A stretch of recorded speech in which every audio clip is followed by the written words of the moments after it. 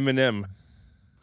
This ties back into movies. We were talking about Eminem. So he has a documentary called Stands. Stands, yeah. So you've heard about this? Yeah, it's basically it's like a documentary of the superfan, pretty much by the superfan. Superfans, right? I mean, not directly by the fan, but it's a lot of fan-based questionings and interactions. Yeah, that is going to be asked of M. So that I'm really looking forward to seeing that. Is that and I heard it was like a limited. They're gonna do a limited release for a few days. Let's say the 7th of August. Okay, that's when it's gonna hit the theaters. They're gonna do a small run, and then I think they're gonna do a larger release later on. But yeah, it's something that I definitely want to check out when it comes through. Because I mean, I'm a huge Eminem fan. I mean, I kind of got a thing for white rappers. I mean, like my favorite white rapper is Big Tango Slim. No, I'm kidding. I've heard of that guy. Present company excluded. Nah, but I don't know. I think I just find it fascinating. The good ones, like Eminem, LP.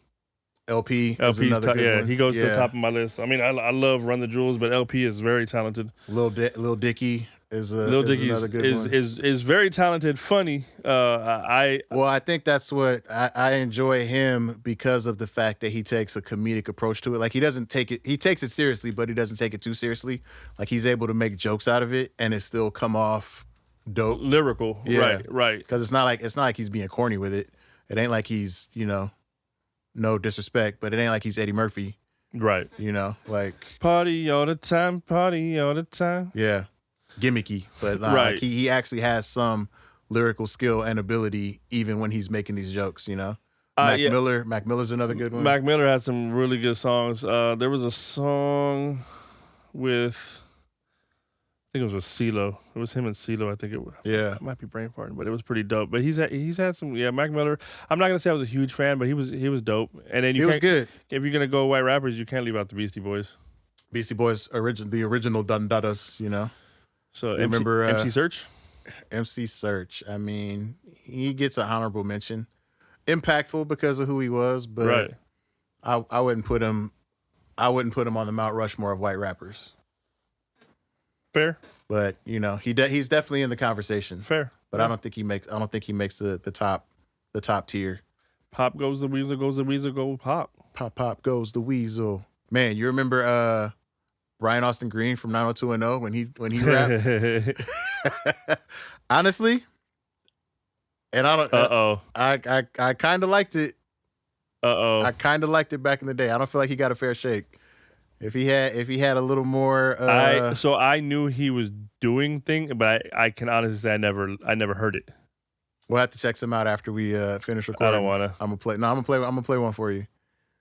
I think you'll be pleasantly surprised. Again, he's not winning any championships or anything, but I'll put him over MC Search. I won't. I haven't heard it, and I won't. I'm not. Nope. Yeah, but so Eminem's going to be doing a documentary, Stands. Yeah, I'm going to check it out. I want to check it out. Him and his fans, him and his diehard fans. The other documentary that I saw that's on the way is Black Thought and Questlove doing a history of hip hop. Oh yeah. So I'm really interested in seeing that. Anything that Questlove puts his hands on, like I love watching. Questlove, it's funny. I'm trying to remember which podcast I was listening to, but he was on a podcast and he was talking about how he's just a film lover. Like he just loves watching movies. Yeah. And a lot of the movies he was naming, if you were asking him, you probably wouldn't expect the answers you were getting. Right. So which was dope because it showed that he's not just like driving down the street in one lane. He was like all over the place, taking interchanges and off ramps and everything. So I mean, his film knowledge and whatnot, it's right up there with his music knowledge. I mean, So and the fact that he's got his hands in this as far as creation, that's dope. Because this isn't his first project. Like he's done other projects. For me, anything Roots touches, I'm kind of on board. I mean. The Roots can do no wrong. I've always been a fan. Just the music ensemble itself, just the band itself, the creativity is always just really good and on point. And it's sometimes unexpected. Sometimes they come with a sound that you don't necessarily expect. Right. And then you throw on the fact that, Black Thought is probably one of the most lyrical people in the game. Right. And he jumps on whatever they're doing, and it's just magic. It's just good, period. And I mean, off the top of my head, I can't think of any other bands, because they're an actual band, yes, they're a rap group, but they're a band, Yeah. And I can't think off the top of my head of any other band. And the crazy part is like, aside from them being the Roots and then they're having, their own music, how many times do they go on tour with other rap? They've been on tour with Jay-Z and so many people as the band for their tours and stuff. So I mean, that shows the level of talent. They can handle their own, they can create their own, but they can also do everybody else's stuff. They were the band for LL Cool J when he did his Force tour. Didn't weren't they the band when LL was getting inducted to the Hall? I think they were the band, because wasn't it Black Thought and Eminem that like rapped LL's stuff? Yeah. So man, very impressive, very impressive group of gentlemen right there. So when that documentary comes out, I'm here for it. I'm looking forward to. I feel like we're in the stage now. First off, I think it's dope. So you did it. Fuck First off, you did it. I did it. So I did it. It's the word of the day. Good old Pee Wee. Nah, but I think it's dope because we've more than once we've talked about this. Our era, the musicians from our era, from the late '80s, early '90s, that are putting out new music now. Right. Almost consistently, Yeah. And it's dope to see that, but I think we are at an age now to where it would be dope to see documentaries of everybody in the beginning. For sure. For sure. Because that a lot of those tours, a lot of those things, there's footage. Yeah. You don't think there wasn't cameras rolling on a lot of that stuff. So there's a lot of stuff we don't know, we haven't seen. Yeah. So they could definitely compile some stuff together for a lot of stuff. Yeah. Like, what I want to see? So you remember the Up in Smoke tour? Right. Well, probably one of the dopest tours ever. Great. I have the DVD. I'm sure you have it too. Yeah. Same. So, and the DVD showed some behind the scenes. It showed some stuff.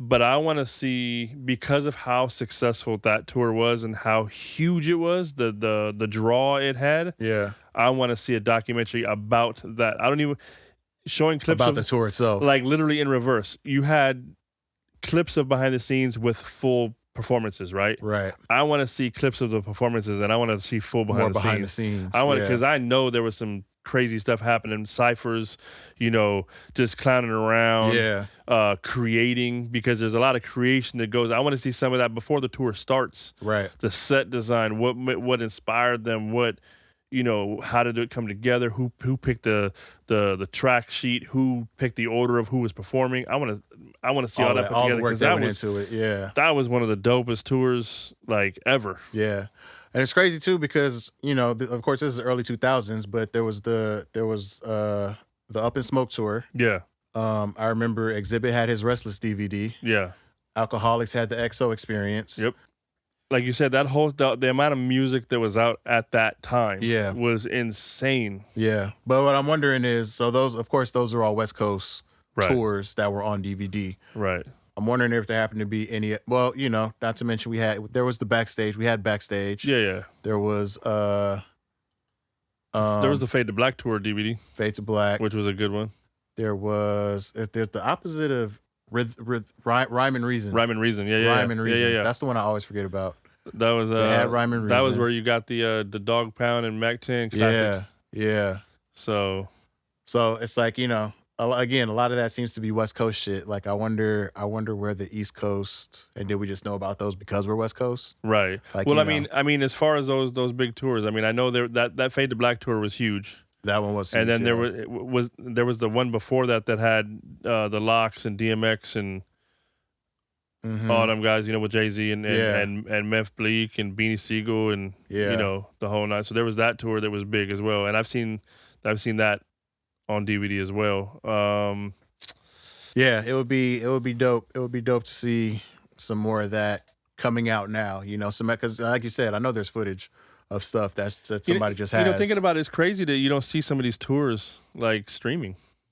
Like the way they came out on video before. Like you would think you'd see, and I'm not saying the ones that we're talking about, I'm saying new ones. Like when people are going on new tours, why aren't we seeing some streamings? Well, I feel like the closest one, or the only one that I can think of, or at least the biggest one I can think of, is Beyonce. Right. When she did her, it wasn't the Cowboy Carter one that I saw, it was the one before that. Yeah. But she's a marketing juggernaut, so she's gonna put out everything she can and get that bank. So that's expected. Yeah. But it would be, I mean, you're right. With the streaming, you can be going live with everything behind the scenes. Because I just saw an interview with Cube, and Cube's going out on tour with the new album and everything like that. So that'll be dope. You know, it's like let's put something together. When the tour is done, release something to stream. Right. Can you reach that?